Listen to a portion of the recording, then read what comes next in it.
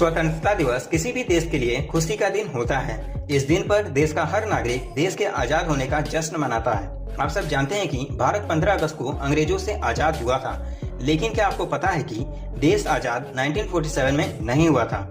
और जिस दिन हम सभी भारतीय 15 अगस्त 1947 को आजादी का जश्न मनाते हैं, ठीक हम सब की तरह कुछ देश और हैं जो 15 अगस्त को ही अपना स्वतंत्रता दिवस मनाते हैं।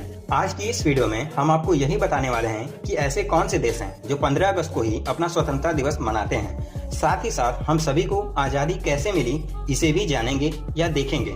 तो बिना देर किए आज की वीडियो स्टार्ट करते हैं। लेकिन उससे पहले मैं हूं आपका दोस्त और होस्ट RK सिंह और आप देख रहे हैं द साइन इंडिया चैनल। तो बिना देर किए आज की वीडियो स्टार्ट करते हैं। 15 अगस्त 1947 यह वह दिन था जो भारतीयों के लिए एक नया त्यौहार लेकर आया था, खुशियों का त्यौहार, क्योंकि यह वह दिन था जिस दिन भारतीयों को एक फल मिला था, मेहनत का फल, एकता का फल और बलिदानों का फल। इन सब के बाद जाकर हम सभी को वह फल मिला जिसे आजादी कहते हैं। जी हाँ फ्रेंड्स, लड़े वो वीर जवानों की तरह ठंडा खून फौलाद हुआ, मरते मरते भी मार गिराए, तभी तो देश आजाद हुआ, तभी तो देश आजाद हुआ। भगत सिंह, चंद्रशेखर आजाद, नेताजी सुभाष चंद्र बोस, सरदार वल्लभ भाई पटेल आदि सहित भारतीय स्वतंत्रता सेनानियों ने कई आंदोलनों की शुरुआत की, जिन्होंने किसी न किसी तरह से 90 साल बाद गुलामी की बेड़ियों को तोड़ने में मदद की। 1857 के विद्रोह से लेकर सिपाहियों के विद्रोह तक ऐसे कई आंदोलन थे जो अंग्रेजों के खिलाफ लड़ाई में एक प्रमुख मानदंड थे। हम इस स्वतंत्रता का श्रेय अपने वीर स्वतंत्रता सेनानियों को देते हैं, जिन्होंने एक बार भी अपनी जान देने में संकोच नहीं किया, ताकि उनकी आने वाली पीढ़ियां भारत की खुली हवा में सांस ले सकें। 15 अगस्त 1947 को हम आजाद हो गए, लेकिन यह आजादी केवल हमें अंग्रेजों यानी ब्रिटिश शासन से मिली थी। लेकिन इसके बाद भी हम आजाद नहीं हुए थे, क्योंकि अंग्रेजों के आजादी के बाद भी हमारे ऊपर फ्रांस और पुर्तगालियों का कब्जा यानी शासन था। एक तरह से कहें तो हमें आजादी 1961 में मिली थी, पुर्तगालियों के चले जाने के बाद। जी हाँ फ्रेंड्स, इंडिया के सबसे छोटे राज्य गोवा पर इन्हीं पुर्तगालियों का कब्जा था और फाइनली 1961 में पुर्तगालियों ने गोवा को आजाद किया, जिसके बाद हमें फाइनली 1961 में पूरी तरह से आजादी मिली। देश में स्वतंत्रता दिवस हर साल 15 अगस्त को मनाया जाता है, जिसे हर कोई भलीभांति जानता है, क्योंकि 15 अगस्त 1947 यह वह दिन था जब हमें आजादी मिली थी। लेकिन आपको बता दें कि यह आजादी हमें आधी रात के समय मिली थी।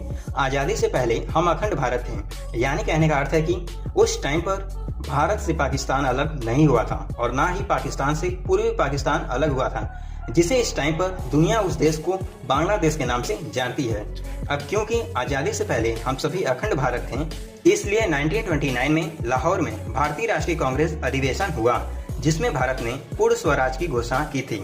जिसके बाद भारतीय राष्ट्रीय कांग्रेस ने सभी भारतीय नागरिकों से निवेदन किया कि भारत की आजादी तक आदेशों का पालन किया जाए। यह आदेश उसी अधिवेशन में दिया गया था कि हर साल 26 जनवरी के दिन स्वतंत्रता दिवस मनाया जाएगा। यह आदेश केवल इसलिए ही दिया गया था ताकि अंग्रेजों पर दबाव बनाया जाए, और ठीक ऐसा ही हुआ।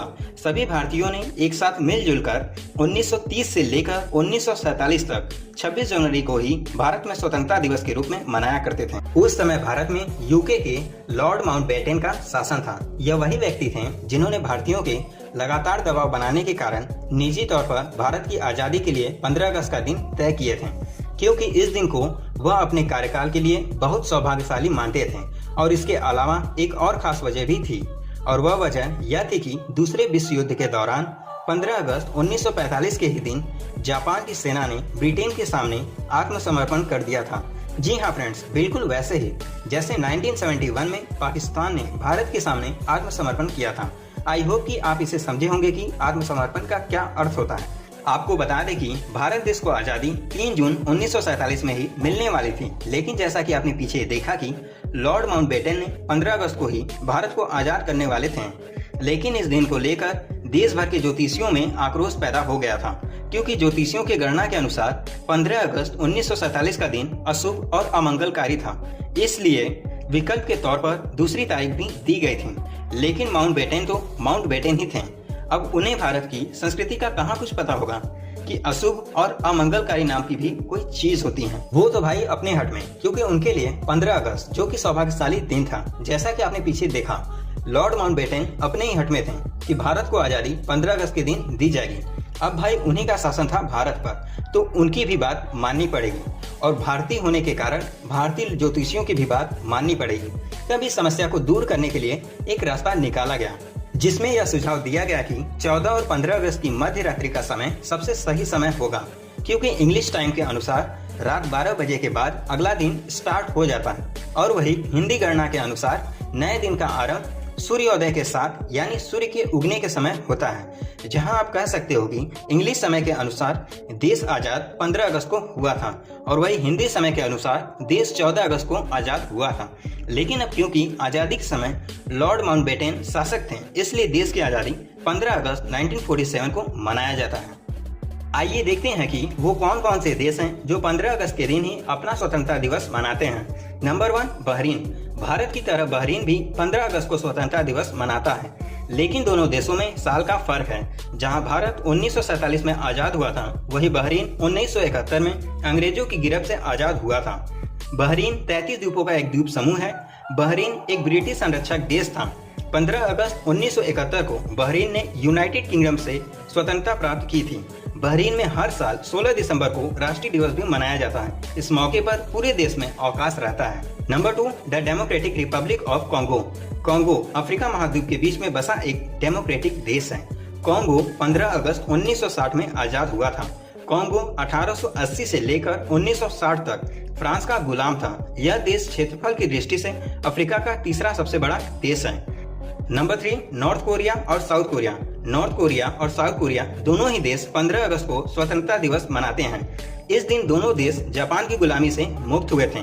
1945 में अमेरिकी और सोवियत सेना ने मिलकर कोरिया पर जापान के कब्जे को खत्म किया था।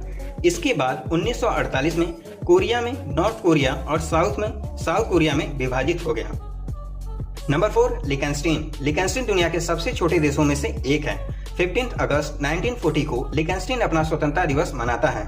1866 से लिकनस्टीन पर जर्मन शासन था, यानी जर्मनी का लिकनस्टीन पर कब्जा था। यह थी आज की वीडियो। उम्मीद है आपको वीडियो अच्छी लगी होगी और कुछ नया जानने को मिला होगा। मिलते हैं आपसे एक और नए वीडियो में नए टॉपिक के साथ। तब तक के लिए जय हिंद।